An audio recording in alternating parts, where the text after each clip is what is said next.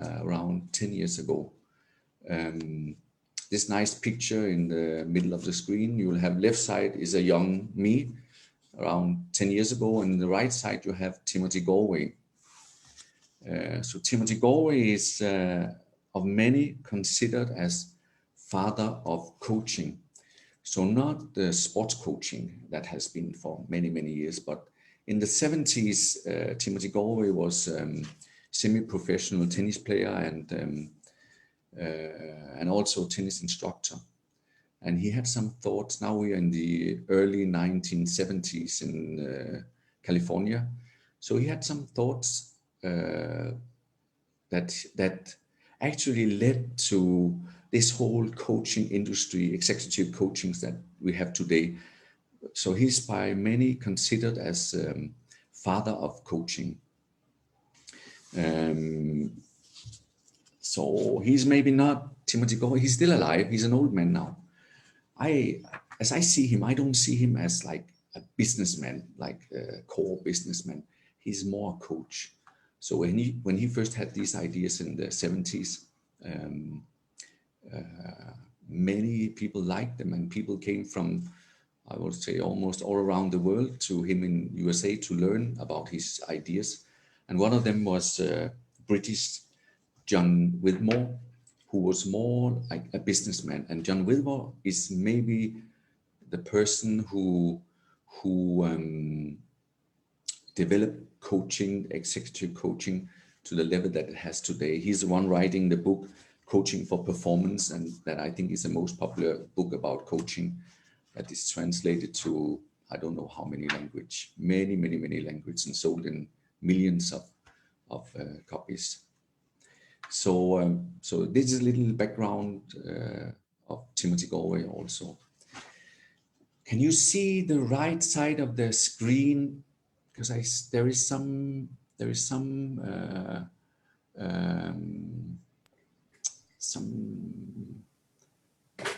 Yeah, we can see the right side of the screen. You can see. Okay, good. Yes, good. you can. Yeah. But it's just I cannot see. That's perfect. Okay, so we will move on here. Now you know a little bit more about me. Actually, I ended my career in 1994.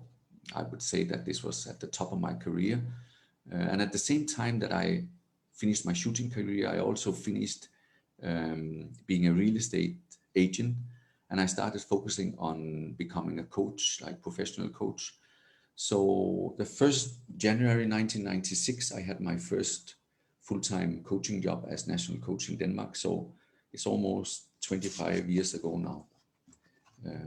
My beard is getting white, and I'm happy that I can share some of my experience with you today. I think we're all glad to be able to be here to hear from your experience. Thanks, Annabelle. No problem. So first about coaching, the executive coaching thing. I think we as coaches in sports coaching are like other people, ordinary people. We want to help. So if we see there's a problem, we want to give an answer. But it's not. This is not always raising the awareness in our athletes just to give an answer. And this is also what the executive coaching is about, is finding solution by asking questions rather than just giving answers. So this will raise the awareness and responsibility with those we are coaching. So to give this a little perspective, I will give an example from rifle shooting, and I hope you bear with me about the shooting parts today. So if I have a shooter that is having a grouping in, like, let's say, right side of the target, as a coach, I might have a good idea about how my shooter could move this grouping to the center of the target. So if I would not think like coaching, I would just give an answer, tell him to do like, or her to do like this or that, but this would not raise the awareness in my shooter and it will not build more knowledge. So instead, I would go and ask a question. When they're shooting and they look carefully when they're shooting, we have something we call follow through. This is where they see what's happening when they're shooting. So I will start asking them, so what do you see when you do your follow through? Is the rifle still steady in the center or is it jumping somewhere? So they might give me an answer like, no, coach, it's still steady in the center. I don't understand why I'm getting these right side shots. Or they might say, yes, coach, when I'm shooting, the rifle is jumping right side. So this is also already giving me some information and raising their awareness about what is really happening. So instead of I'm just telling them to adjust their sights, we can now have a deeper conversation about it. So there's more solutions to this. Just to give you two solutions would be to adjust the sides, the rear sides. So we just adjust them so we can move the grouping right side, but can also be that they are not perfectly aligned behind the target. So maybe they're a little right side of the target, and instead I want them to move a little back, so to be better aligned behind the target. So this conversation will raise their awareness and also give me more information about how to help them. And we might come up with still just adjusting the sights because they feel like the aim is still good and correct, but could also be like this conversation shows that actually the rifle is jumping right side when they're shooting. So this tells us that they are in the wrong position behind the target. So now the suggestion is to move the feet instead. So I know that this is a very simple example, but still it's showing how important it is to ask questions instead of just giving answers. Even though our answers might be correct, our athletes will not learn anything. So what is the inner game then? So as I told you, Timothy Galway was a semi-professional tennis player and tennis instructor. And one day, when he was playing himself, he noticed an inner dialogue, like very disturbing. Some instructions about doing this or doing that, or he was a tennis player, as I said. So if he missed this serve, the inner dialogue would be like, if you miss this serve, it's a double fault, I think it's called. And if you do like this, we will lose this set. And if we lose this set, we will lose the whole game. And blah blah blah. This critical inner dialogue. So he was thinking like, I understand that I'm the one listening, but who the hell is doing the talking? And often this talking was like very rude and bad. And he would think like, wow, if this was a stranger talking to me like that, would I allow him or her to do this? No, of course I would not. So who is doing the talking? So he came up with this self one, self two thing, where self one is the one talking, interfering, judges what he's doing, and self two is more like the doer, acting on self one's instructions and all. So this is the birth of coaching. Also sounds very simple, but this is where everything started. Him having thoughts about this inner dialogue that he had. So an interesting thing is that we're not born with self one. When we're born, we're only like self two. We don't have this inner dialogue. So at this, I went to two seminars with Timothy Galway, and And in the start of these seminars, he will often ask the participants, so he will ask out, who taught you to walk? And there will be some talkings among the participants, and at some time one would raise the hand and say, oh, my parents taught me to walk. Or Timothy Galway would say, how old was you when you learned to walk? So a little more thinking, and they would say like, oh, I was around 1 year old when I learned to walk. So Timothy Galway would ask, okay, 1 year old, did you have a language when you were 1 year old? So a little more thinking, and people would come up with, no, not really. No, when did you have a language? Timothy Galway would ask. Or when I was around 3, maybe I had language. Yes, true. So if you didn't have a language when you were 1, how could it be your parents teaching you how to walk? Like giving a description about putting one foot in front of the other, holding balance while you are moving the other foot in front, and all these instructions we can imagine that would be if we should teach someone to walk. So no, that's true. I didn't have a language, so maybe it was not my parents. So he would ask again, then if it was not your parents, who was it then teaching you how to walk? And eventually people would come up with the answer that they taught themselves how to walk. And this is actually this beautiful form of self-2 that we're all born with. Self-2 is capable of doing almost anything as long as we are not disturbed by self-1.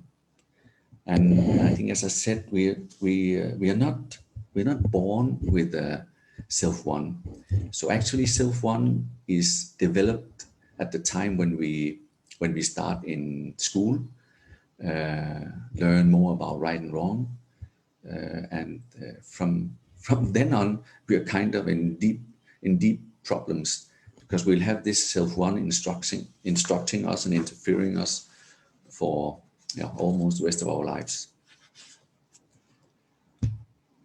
We will move on here a little more.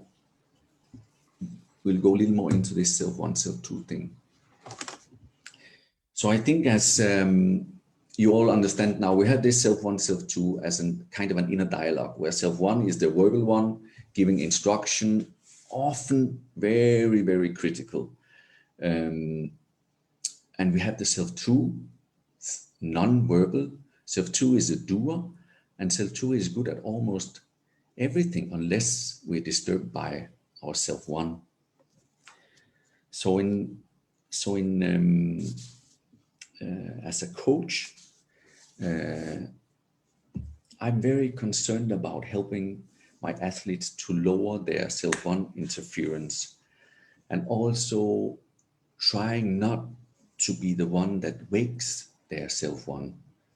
Like, I can also, as a coach, give instructions that will like wake the self-1 in my athletes. So I'm very careful about that. Not to do it. Like, could be like if I gave like an instruction that would wake the self-1, it would be something like, I have, let's say, the situation is I have a student shooting standing, and is like entering the target. And when we shoot standing, we think about we enter the target from 12 o'clock and down, and maybe I think this athlete is entering the target too fast, like coming too fast down to the target. So my waking self-1 instruction could be something like, you must enter the target slower. If you do like this, you'll have bad shots and we'll miss the final. So this is just giving some energy to self-1 to keep on these instructions going in my athlete, and this will not lead to anything good. Instead, I could, if I want to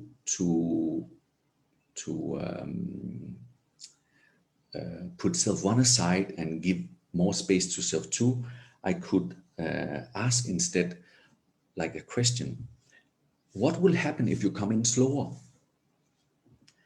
So my athlete would have to think. So answer could be like, I can control the moves better than. Now, okay, good, sounds good, I would say as a coach.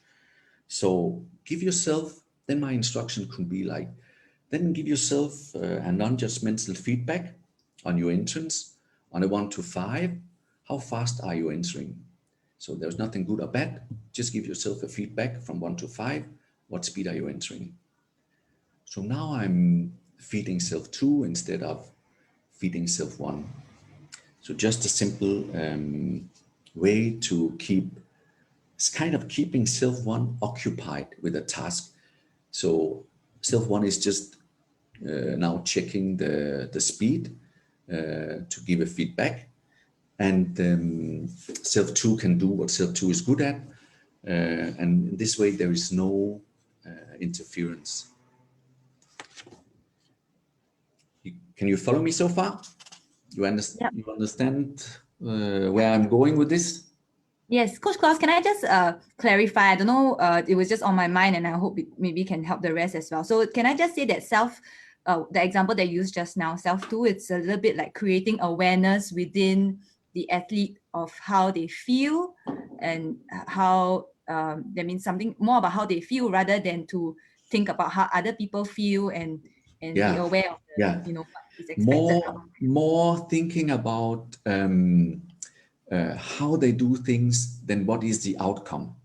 So you can say self 1 is only interested in the outcome, the scoring, what are we getting here? Whereas self 2 actually don't care about the outcome. So self 2 is doing oriented. So this is more the feeling, the understanding of the speed. The focus will be around this instead of only what is the outcome. We need another 10, we need another 10, we need another 10. Okay. Yeah. I understand that. At this point, maybe I just pause. If anybody has any questions, do feel free to put it in the chat group. All right. Yeah. Thanks, Coach Klaus. It's been very clear so far. Yeah. You can proceed. Yeah. So next here we can talk a little about, I saw that there was one, I think there was one tennis coach among us. So now I'm a bit scared. I'm talking about tennis. I don't really have a lot of knowledge about tennis, but we'll see how it goes. Actually, the two seminars I went to with Timothy Galway was demonstrated by using tennis, because this is Timothy Galway's original sport. So this is quite funny actually. If I just now, as I remember, I'll tell you that there is a video on YouTube that you can, when you have time, you can go and see. It's if you Google in a game and Molly, Molly, you can find it. It's quite funny.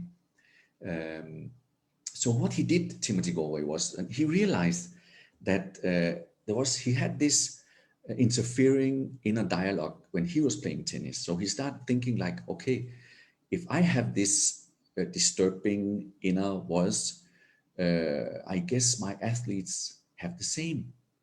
So, and if it's as disturbing to me, I guess it's equally disturbing to them. So he was thinking like, so how can I make a way to lower this interference?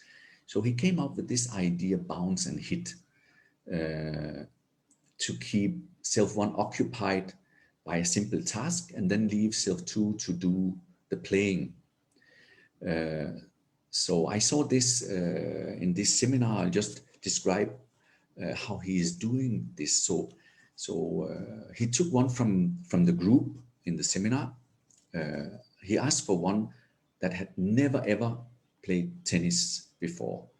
And luckily there was people that never played tennis. So he just take one from the group there. This is at a tennis court. So what he starts with is like he's not giving any kind of instructions.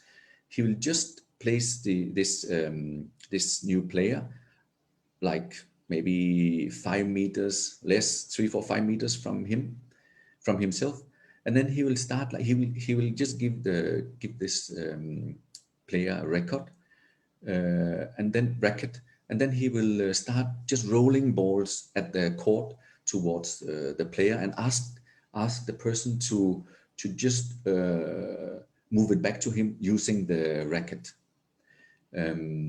So he starts like just rolling balls, not a high speed, just rolling to them and asking them to pass them back. And after like say 10, 15 something balls, he will throw one to one of the sides. It looks like just a mistake, and the person, the player, will just move towards the ball and push it back to him. So another few balls straight forward, and then occasionally he's throwing one to the other side by kind of mistake. So the person, the player, will pass it back to him. So in one of these occasions, I was sitting next to a tennis coach. So since I'm not tennis coach, I don't know much about tennis, but this person was telling like wanted to tell me something like look at her feet, look at her feet. So I didn't know what to look for, so I asked the coach, so I don't understand what are you trying to tell me. So he said, yeah, look at her feet, she's moving exactly like she's supposed to move her feet when she wants to push back the ball that's going right side. Look how she moves her feet, or left side, look how she moves her feet. But he never told her how to move feet. It's just like this is the self too. She knows how to do this without having any instructions. So this is how it starts. Then after a few minutes, he will start throwing a ball at this person, still at only like maybe 5 meters something. So he will start saying like, don't hit the ball, now just look at the ball. And exactly when the ball hits the court, you say bounce, say it out loud. It has to be exactly when the ball hits the ground, the court, not tenths of a second earlier or later. It has to be very accurate at the time. Okay. So this person starts looking at the ball as he's throwing it, and when it hits the ground, she says like bounce, bounce, bounce as the ball's coming, and then he would ask this person to not hit the ball, but at the time when she thinks she would hit the ball, say hit. So the person is still looking at the ball coming towards her. So now she would say like bounce when it hit the ground, and hit at the time when she think like hitting the ball. So it goes on for another few minutes. And then he would ask the person to start hitting the balls also over the net to the other side. They're at one side of the net, and he's asking her to hit the ball to the other side of the net. So it goes on for another few minutes like this. Person hitting the ball to the other side. I don't know if any of you tried playing tennis. I did not a lot, but I did many years ago.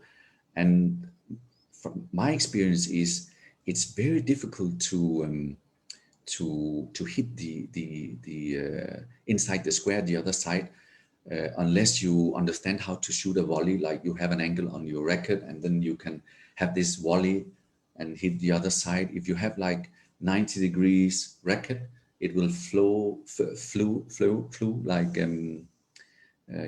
out of the court. So I don't think it's easy, but with no instructions, just this keeping cell phone occupied by this bound hit thing, this person that is now only 10 minutes 15 minutes in learning playing tennis can actually hit the court at the other side. So Timothy Galway goes to the other side, and now he start shooting balls towards the person, and in a few minutes they can pass balls to each other as if it was like, not of course a very experienced tennis player he was playing with, but still very skilled. And this is only in 15 minutes. So I have seen it work like this twice. Like when the person is only focused on this bounce and hit, there's no self-one interfering, trying to give instructions about how to do this. This is the first time we hear the tennis court. We have all these persons looking at us. Please don't miss now. Don't miss now could be like a self-one instruction. But this person's self-one is occupied by just focusing on the bounce and the hit, and self-two is doing the playing without any problems. If you watch this Molly video, you'll see how he also teaches her to serve by asking her to hum. I think it's called hum. Sorry for my bad English. So he's asking her to just say da da da da da da, and at the same time doing the serving. You can go and watch this for yourself. It's quite funny. But he teaches this person playing tennis in like 20 minutes using this method. Yeah, And that's it pretty became, amazing actually. Yeah, that's pretty yeah, amazing. You make me feel yes, like I want to go hit some balls now and like, practice what you just said. Yeah. yeah. And this is a person that never ever played tennis before. So it became very popular back in these 70s. The word was spread about how he could teach people to play tennis in no time. And actually, this Molly video was a television program, something like 60 minutes, where they would invite somebody to have a chance to explain something. And they thought like, oh, nobody can teach people to play tennis in 20 minutes, so he will make a fool of himself. We'll invite him. So what they did, they made like a casting. So invited people to come to the tennis court that never ever played tennis, and then this is in this Molly thing in the 70s, and then they choose this woman, Molly, a woman in, I think, late 50s, early 80s, and you'll see that the way she holds the record, and yeah, she's never played tennis, and he managed to teach her also.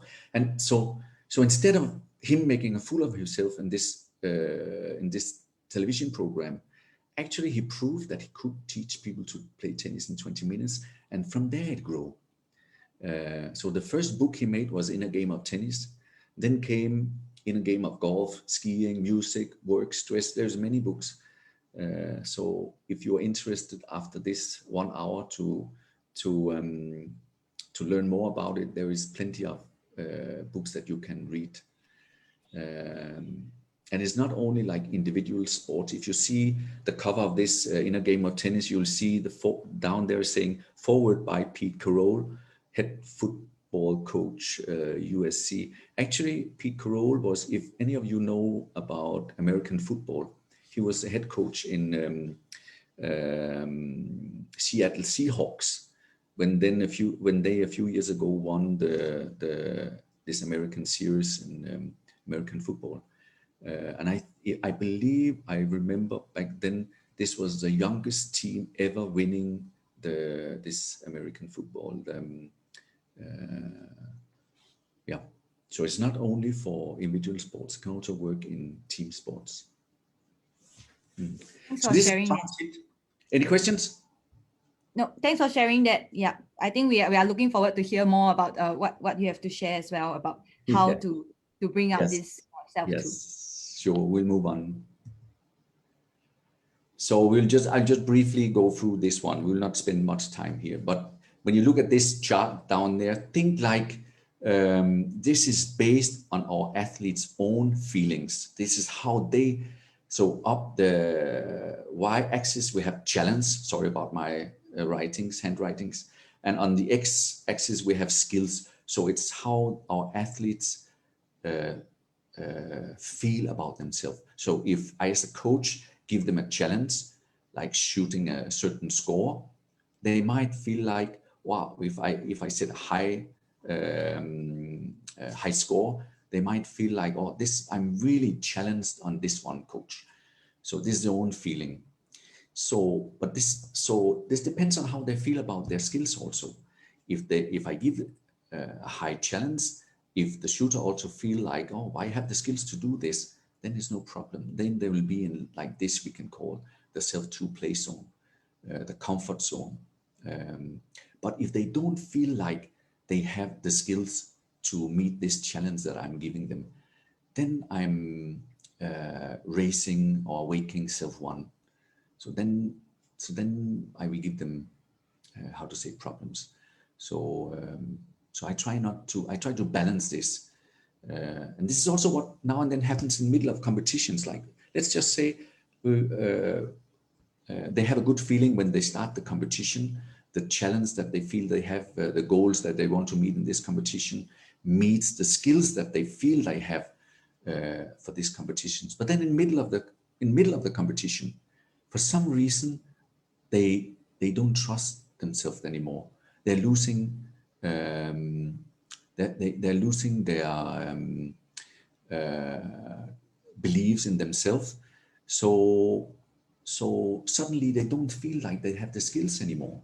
Challenge is the same, but now they don't feel like they have the skills anymore. This is also something that will raise the self-one interference. And this is where I think as coaches, if we have a chance to coach our athletes in the middle of a competition, we should be aware of this also. So where are they now? How do they see the challenge compared to how they feel about their skills right now? What do I need to do as a coach? So this is always in my mind when I'm coaching my athletes. So what would it be like in shooting? Just to give you more examples of this. The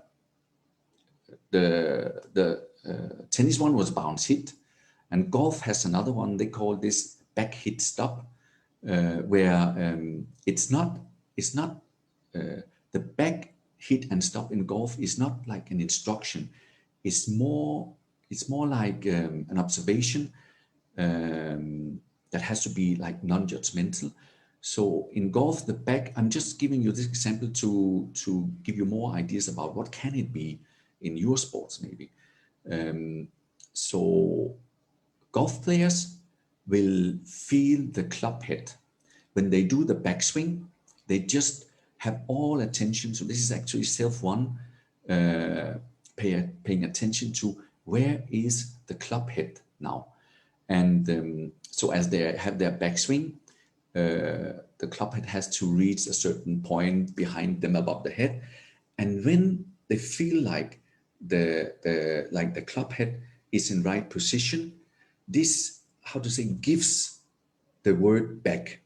So it's more like an observation coming up, back. So now it's in right position. So they start downswing, and exactly at the time they hit the ball, they will think like hit. And there is like this follow through in golf where they end up in a full turn and have the club head behind the body again. And this is where the stop comes. So in golf, it's like back, hit, stop, not as instructions, but something to keep self-one occupied by just feeling like where is the club head. So how I use this in shooting is I also use like 3 words. It's like path, speed, and center. And I have this small tool you can see in the center of the screen now. 1, 2, 3, 4, 5, or -2, -1, 0, and 1 and 2, and then this round circle that is illustrating a clock. So up is 12 o'clock, down is 6 o'clock, right is 3 o'clock, and left is 9 o'clock. So when I use these inner game tools with my shooters, first I want them to focus on the path. So this is, if you remember, I said that we want to come down from 12 o'clock.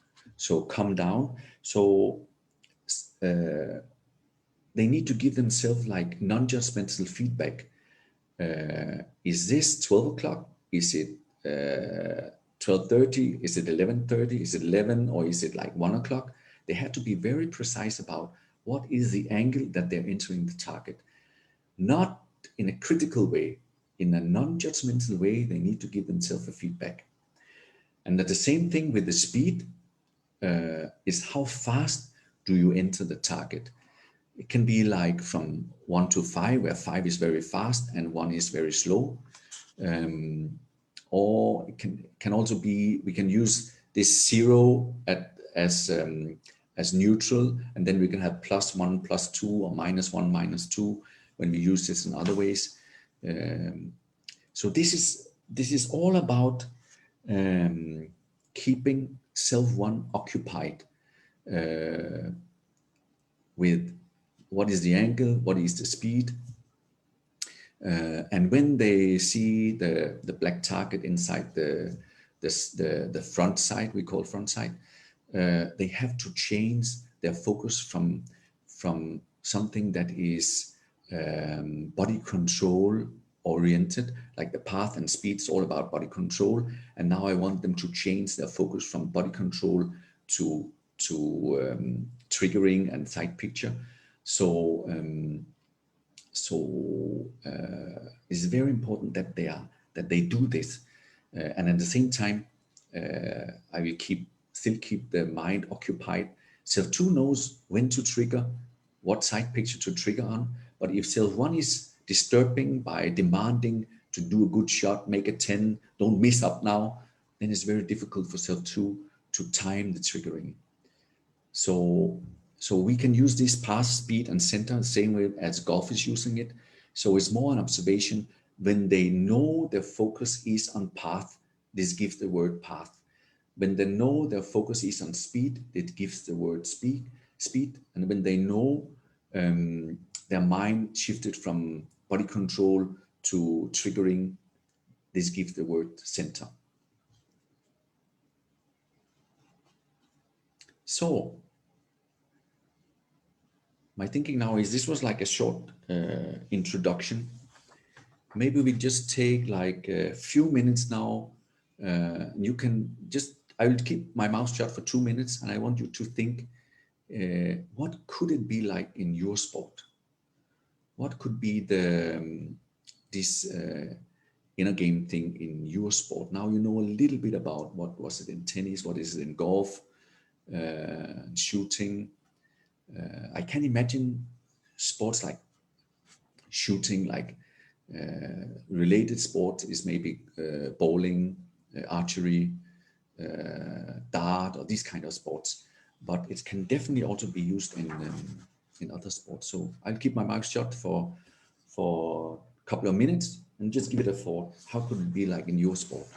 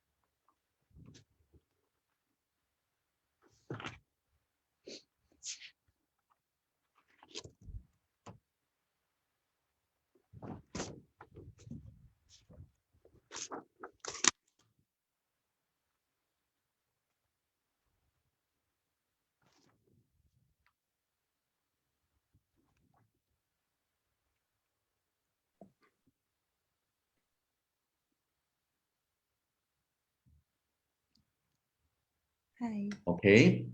Anyone anyone wants to share something? Yeah, so if any of you would like to share verbally, you can just unmute yourself. In the chat group, we can see some responses. So Caleb, thanks for your response. You said that maybe for kayaking, you can suggest cues like entry, pool, exit. For Mr. Kunalan, welcome. You also shared that concentration gets difficult as fatigue sets in. So there's a question. He asked what should they do when concentration gets a bit difficult when the fatigue sets in. So I'm not sure, Coach Claus, if you have an answer for that. When it's difficult for them to focus on self too, I imagine when athlete gets tired. Maybe you will Yes. cover that later. I think maybe we will cover later when we think about this, when we go through this relaxed concentration. But this can maybe All say, right. yeah. Yeah. So Isa from badminton said, said for badminton, you can suggest words like back, move, hit. So I think that's in reference that's similar to the tennis, which is bounce and hit. Yeah. And then of course for swimming, breaststroke, there's kick, glide, pull, and breathe. For basketball, it's multifaceted, so it's rather complex. But it can be pull up, release, and follow through. So some of these cue words that he's suggesting, that Coach Ong suggested. And for Esther, she suggested, she asked actually, is it similar to the instructional cues that we give? So so far, I think the examples that we have heard are all about cues. So about giving few cue words to let the athletes focus on rather than focusing on the self one. So occupying them with these words. Yes. Is it about that? Yeah, exactly. So the giving this is the thinking is like you cannot like in golf or in shooting, if you're not focused on the club head or the path, then you cannot give yourself like this work or this feedback. So and since the big secret is we can only focus on one thing at the time, and if we can keep our mind occupied with the path or where the club head is, then there's no room for self-one interference. And important is that it's a non-judgmental feedback. So even though my athlete knows that if they enter and if they think this is a 5, so 5 could be like bad because they know they shouldn't enter too fast. But it's important that it's just an observation. It's not to be critical. It's just like a non-judgmental observation, because the only thing we want is to stay away from self-one interference. Yeah. Can I just ask, let's say, because I'm just thinking, I really appreciated that you mentioned non-judgmental feedback, but I think for athletes sometimes, or even for coaches, it's very natural to be judgmental because you already know a little bit about what a good technique is like. So yes. I imagine if, let's say, I tell my kayaker to do, for example, just now set up, pull and exit, for example, entry and exit. And then after that, I ask from 1 to 5, how did you feel that stroke was, for example. So I think it's very natural for an athlete to just think about what they ought to do rather than how they feel at that point. And it's like the judgment just sets in on its own. How do we prevent that from happening? Yes. So so this is kind of the critical thing, and we will go through this later now, because this is about learning to see things as they are, being non-judgmental. This we have to learn. This is not something that is easy. This is also a skill that has to be trained. But I will cover this later. All right. Okay. Then I think we can move on. Yeah. Thanks for all your responses, everybody. I think interesting to hear, just to finish this, interesting to hear and see that you already have thoughts about how it might be possible to implement in your sport as well. Thank you very much. We'll move on. So I think time's already running a little bit, so we will not spend much time here. This is just this equation is, I think, is very important. It's so simple, but to me it's very important. And I like to call this the mathematics behind any performance, even though it is simple. Let's just, maybe already, are you guessing what is capital P and what is P and I. Anyone already have guessed?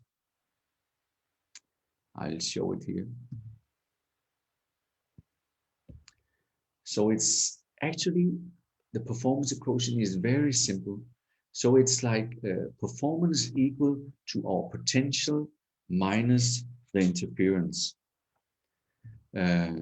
So actually, yeah, very simple. So how would it be like if there was absolutely no interference? Then our performance would be equal to our potential. So this is what we're looking for every day. So I always keep this in mind when I have my coaching sessions and competitions also, that my job is to make my athletes better, to increase their potential, but even more important, it is to lower the interference, because in many cases their potential is already good, fine. What is preventing them from having good performance is not their potential. It's interference that they have.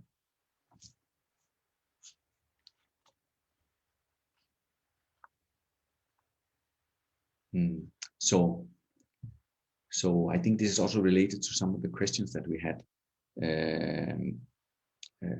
How to understand when there's too much self-one, and what we can do about it.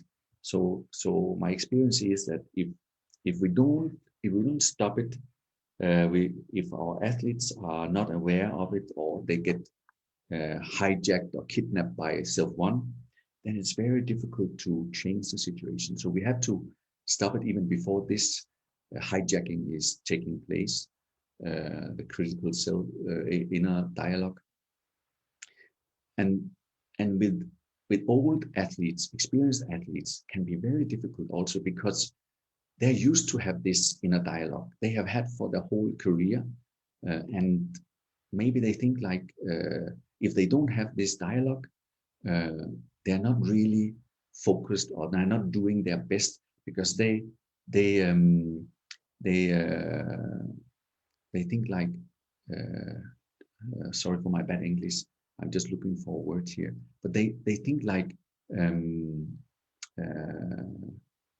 they need this interference to be at their best, but actually they could do even better without the interference. But this is very difficult to learn when you have been used to, for maybe 10 years or more in your sports career, to have this inner dialogue all the time pushing you to do better. And in some sports, I think maybe it's okay, but in many sports, it's really interfering. Let's move on. So in shooting sport, I think the most critical time actually in shooting is between shots. It's not when they're actually doing the shooting. So, but between shots, because we have to bring the rifle down, we have to reload. This is where there is time for thinking. Self-one can kick in with ideas about how to do or how not to do. And golf is the same. I guess like bowling is the same. Whereas there's other sports where you can be occupied by the game going on. The big team sports, there's always a game that you can be occupied by, and maybe not as much self-one interference. But like in team sports, like the penalties, definitely there is, like if you are throwing a penalty shot in basketball or in football or other sports, definitely you will have the self-one interference in these situations. Hi, Coach Klaus. At this point, I think there was a question. There is a Yes. question. Coach Dot actually asked, can we train self-one to interfere positively and constructively to help self-two perform better? Example, positive self-talk. So Yes. rather than not have self-one at all, can we train it? Yes, of course we can. So this is like a discipline in mental training, to have a positive inner dialogue. Sure can. Okay.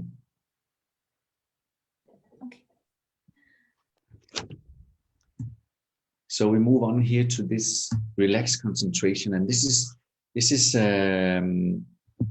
what some of the questions was about. This um, how can we prevent self one for being like present? And I think one very important thing is to be aware of what are we thinking of. If we have been used to have these self-one dialogues for all our adult lives, we just think it has to be like that. We don't even think about what we are focused on. What are we thinking about? So first we need to learn and understand that we actually can choose what we are focusing on. So there's many different ways, like mindfulness, meditation in this area. I like this one that is in the picture, and this is not a commercial. This is just what I like. This is called Inner Balance. That gives you a feedback on how you how relaxed you are in your mind. And when you have this relaxed mind, it's easier to understand, and you at the same time you're learning. If I have this kind of thoughts, I'm not in my green zone. I'm not having this coherence or this relaxed state that you reach for in meditation and the mindfulness. So it teaches our athletes to understand what is the self-one dialogue, and what is that we can do instead.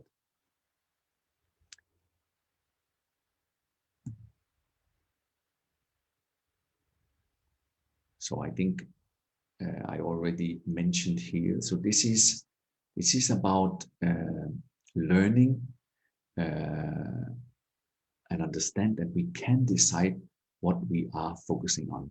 This is first step in this relaxed concentration. This is first step in understanding how we can push self-one away and be self-two instead.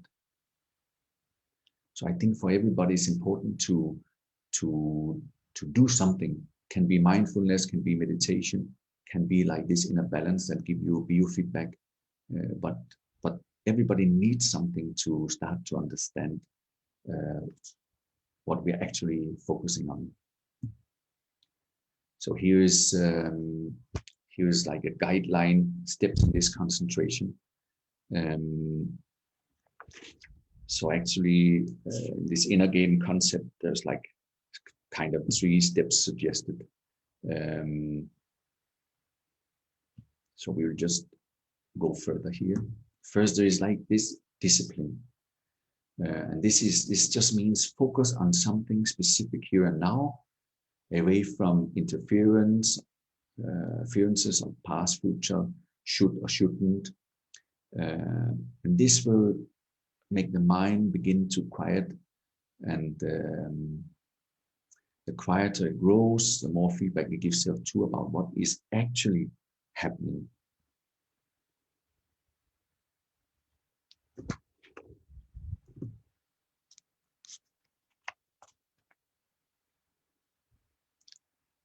And as I mentioned earlier, the good thing is that we can actually only be consciously focused on one thing at the time. So if we can find something to focus on, then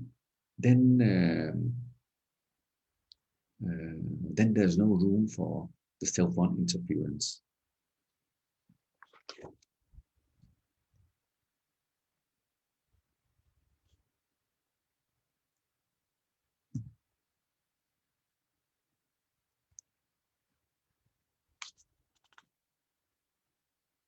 So it could be like I would ask my my athletes to just start focusing on the speed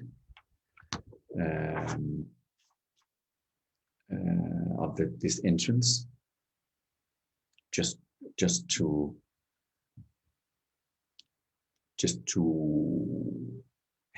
have something to focus on. So we'll just choose speed.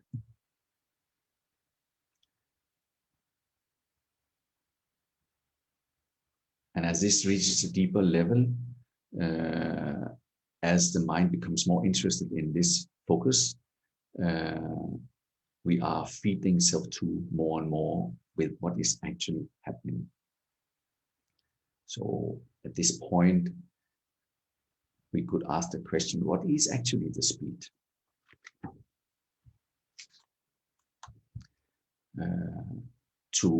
To increase even the concentration here, the question could also be like, is the speed the same all the way down, or is there a higher speed in beginning of this approaching, or is it higher at the end where you're very close to the target, or how is the speed all the way down, just to increase the interest.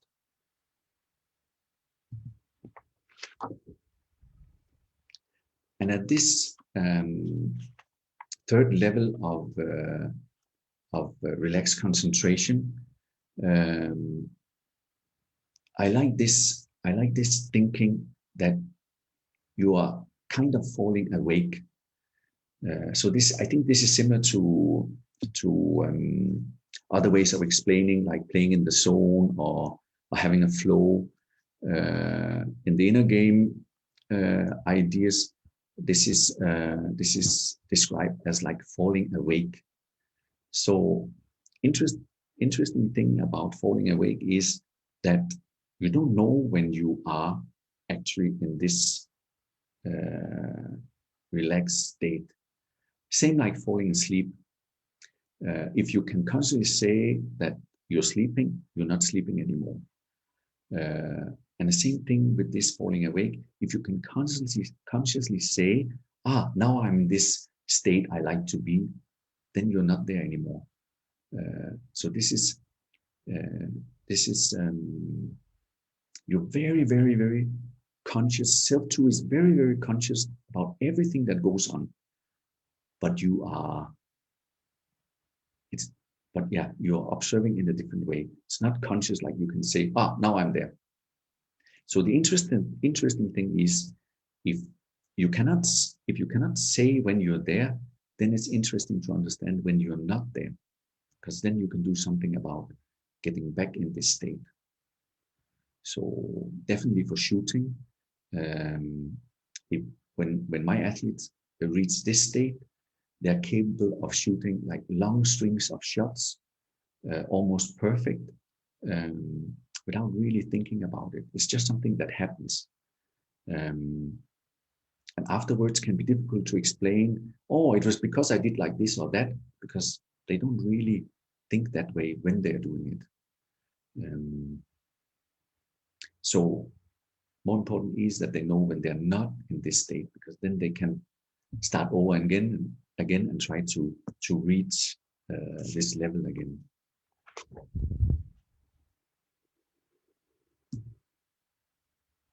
Any questions about this relaxed concentration? I think at this point, I see some comments in the chat group. So Mr. Lim said its absorption is a little bit like driving home after a long day. I think when you're just a bit, letting automated approach.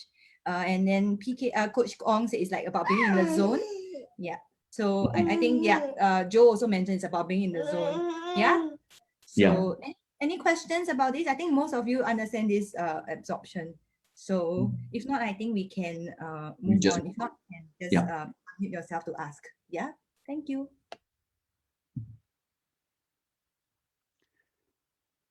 So we have been now. I described a little about this, the path and the speed and what we are thinking about in shooting. So to give you more ideas about what it could be like in your sport, maybe. So so this is actually, the speed is a critical variable, and this as variable is something that changes, and a critical variable is a variable that is critical, important to the desired outcome. So I normally tell my athletes that they can use the normal suggestions like the speed, the path, and this, but it can also be something how to say, self-generated, just by following what spontaneously catches their attention. Sometimes this gives an even deeper concentration than if they just do what they normally do, because things can be so normal that it's difficult to keep a good focus on it. So sometimes if they find other things, what just spontaneously catches their attention, this can also be like very powerful. I was thinking about taking one of these short 2 minutes breaks here. Do you think we have time for this, Annabelle, or should we just move on? I think we should just move on. Yeah. Yeah. Or you can just ask the questions and then we can just reflect along the way. Yeah. Because this is, yeah, what I was thinking was like, I wanted you to focus on what is critical variables in your sport. So you can just think about that. Let's move on.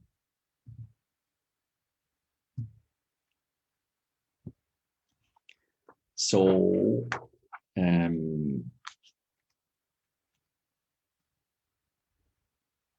yeah, now we talked about this relaxed concentration and how these focus skills can lead to relaxed concentration. And there's also these other skills like awareness and choice and trust that is like also doors to this relaxed concentration. So we'll just take a look at these. First, and this is what I mentioned earlier, learning to see things as they are, this non-judgmental way is very important. And yeah, I think one of the ways to learn this is to be very aware of the inner dialogue. And I think one of the ways to learn this is to do some of this, if it's mindfulness or it's meditation or it's this inner balance, doesn't matter, but to reach this relaxed state and fully understand that we can choose what we want to focus on is very important, and it is the way that can lead to this non-judgmental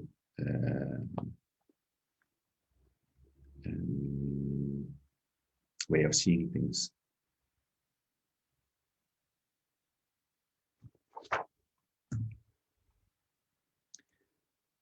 So another one is like, this is awareness, choice, and trust. It's like a triangle.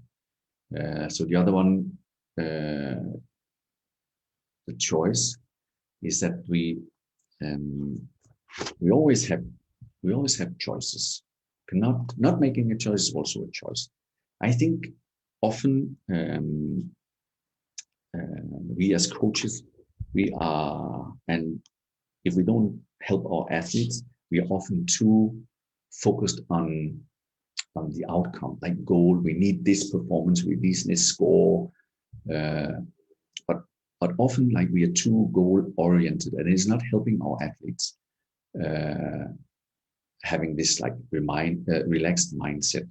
So another choice could be to focus more on instead of only performance, to focus more on enjoyment and learning.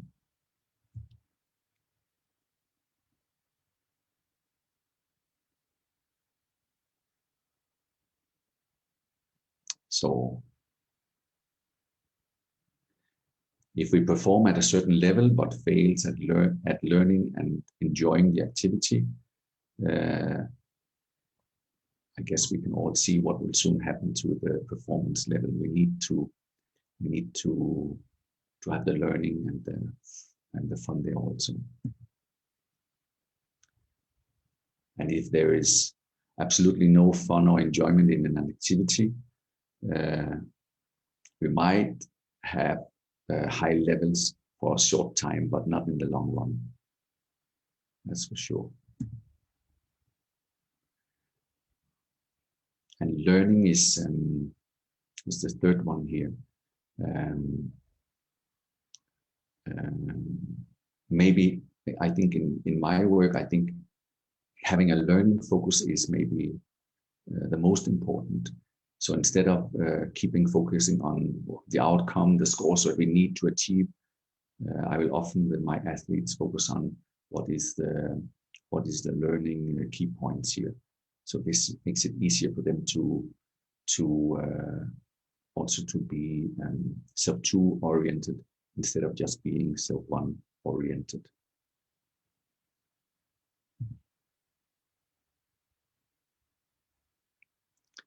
Here's all together in this PEL, performance, enjoyment, learning triangle.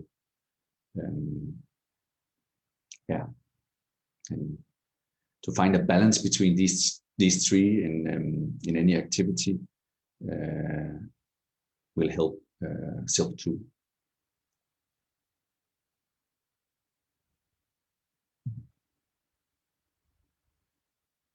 And last one is trust, the trust skills. I think trust is, as says here, is the glue that holds awareness and choice together. Yeah, doubt is the great disruptor. And self-1 is fundamentally doubt maker. Self-1 doesn't like to trust self-2 to do things. So this is the battle we'll always have between self-1 and self-2, that self-1 will not allow self-2 to do things.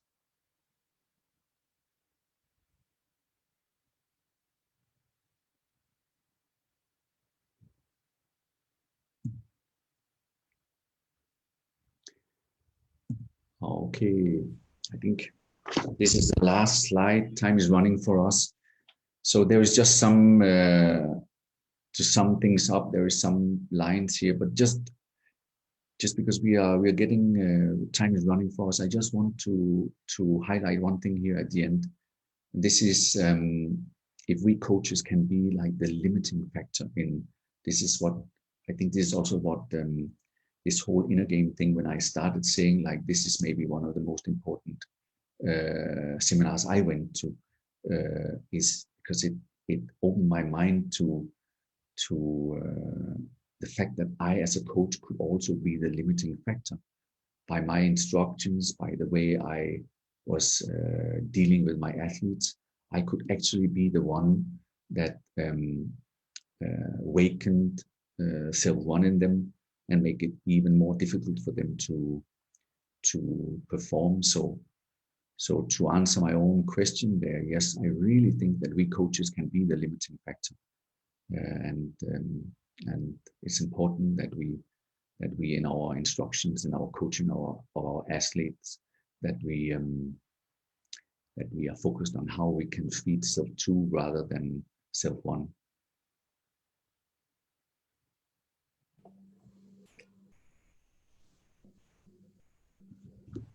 Okay, thanks, Coach Claude.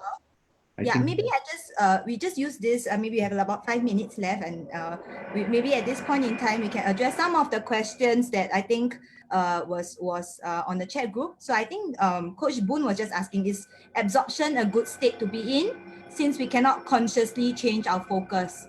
So in your opinion, do you think that absorption is a good state to be in, since they cannot consciously change their focus?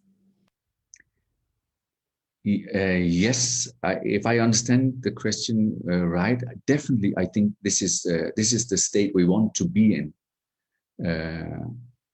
This is, but we cannot, like my shooters cannot always be there. They will be in and out of this state, but we will always try to get back to this state when we realize that we are not there. This is where it's easiest to perform, definitely.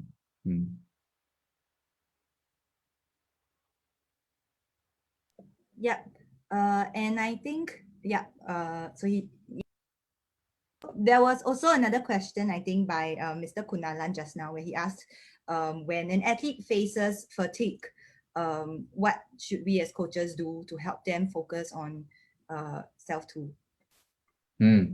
Fatigue, is this like mental fatigue or physical fatigue? We're talking about mental fatigue. I think both. Both. Yeah. Yes. So yeah, my thinking is if it was one of my athletes, I would think like they are.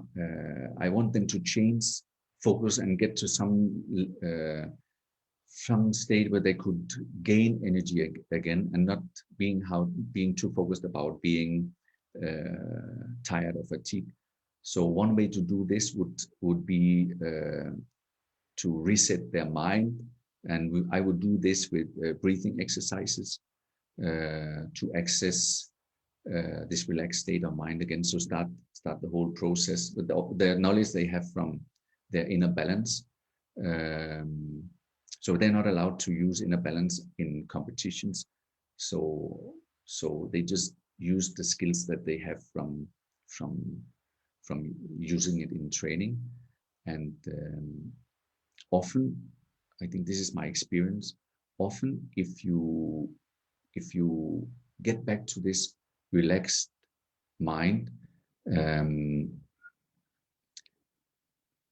it's like fueling energy again. It's difficult to describe how, but when you get your mind to quiet down, when you reach a physical relaxed state by using these breathing exercises, it's like fueling energy again.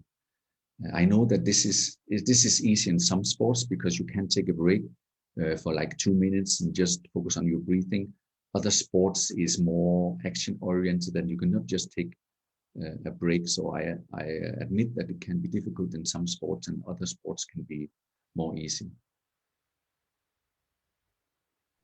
Yeah, I think Mr. Kunalan also said actually for him it's physical fatigue. So if the athletes go through that physical fatigue, um, do they also use the same methods that you mentioned? Yeah, yes, I would say that I don't see any difference in this. Um, um, yeah, maybe I'm not very experienced with sports where you get like very physical tired. But my thinking is that um, even if you're tired, so will not help you. Can be like um, if it's like you have like kind of a if you imagine that you have kind of a energy wheel, so when you're relaxed you can turn up your power again, or you can, if you have like, if you're too much tension, if you're nervous, you can use this wheel to, like, this is like mental training, like imagination or visualizing that you fuel energy or power again when you're fatigued, or if you are over tense, too nervous, then you can use the same visualization to to be more relaxed and lower this power. So I think it's like I think it can be used, but I admit that maybe if you're like very tired, very like fatigued, and you just need to pull yourself together to do something last 5 minutes, I will not say that self one cannot be helpful. It's not like we can be totally without self one. We also now and then need self one to how to say to raise some energy. I'll admit that. Mm. Thanks, Coach Klaus. I think we have quite a few questions on the Zoom chat, but I think we are running out of time. So maybe I'll just address, I'll just pick up one last question, if that's Yeah, okay, Coach Klaus. yeah. Yeah. So I think someone's asked about nervousness. So any tips on how to overcome nervousness? So Coach Jamel was saying that he was once a shooter as well, and it was pretty difficult to focus in competition. So how do we help to calm yourself down and be able to perform, or at least enhance self-too during your competition? Mm. This is yes. I think this is not something that is accomplished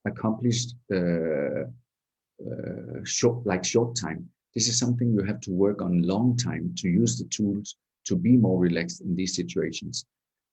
So it's like has to be practiced again and again and again in these even though it's these relaxed situations. We need to practice the tools that we want to use when we are in more stress situations. Then there's a good chance that they will work when you're nervous. And this is the tools that we are talking about here. So one is creating nervousness. If you can be more focused on yourself too, there's a big chance that you will not get as nervous as if you have no training about self one, self two. But it's not. We cannot show up at a competition and think like, "Oh, now today I want to focus on myself too." It's not going to work. Only if you practiced seriously learning about self one and self two, you can expect that it will work in competitions.